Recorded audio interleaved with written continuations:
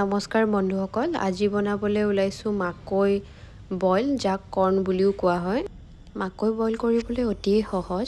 প্ৰথমে ইয়াত থকা বাকলিবোৰ তৰপকৈ আঁতৰাই ল'ব লাগিব। এতিয়া যিহেতু ঠাণ্ডাৰ দিন পৰিছে, আপোনালোকে এইবিধ ৰেচিপি সন্ধিয়া সময়ত চাহৰ লগত উপভোগ কৰিব পাৰে আৰু নাইবা স্কুল কলেজ যোৱা ল'ৰা ছোৱালীক আপোনালোকে টিফিনতো দি পঠিয়াব পাৰে।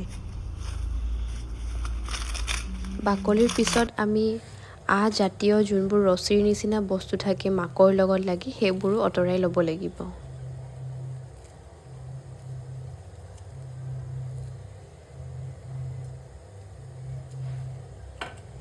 মাকৈখিনি যদি সৰু সৰু টুকুৰাকৈ কাটি লোৱা হয় তেন্তে এৰুৱাবলৈ অতিকে সহজ হয়। সেয়েহে ময়ো সৰু সৰু টুকুৰাকৈ কাটি লৈছোঁ আৰু ইয়াত প্ৰেছাৰ কুকাৰত দিবলৈও সহজ হয়।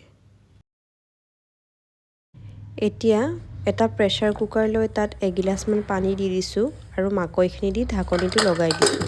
মাকৈখিনি ভালদৰে সিজিবলৈ হ'লে 2 বা 3টা চিটিৰ প্ৰয়োজন হয়।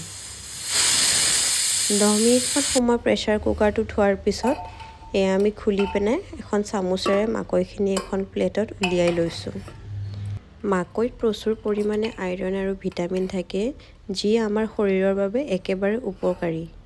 এয়া হৈ গ'ল মাকৈ ৰেচিপি তৈয়াৰ, যাক আমি অকণমান নিমখৰ লগত মিক্স কৰি পিনে উপভোগ কৰিব পাৰোঁ। খোৱাৰ আগত মাকৈৰ বীজকেইটা উলিয়াই খাবলৈ নাপাহৰিব। আজিলৈ ইমানে, থেংক ইউ।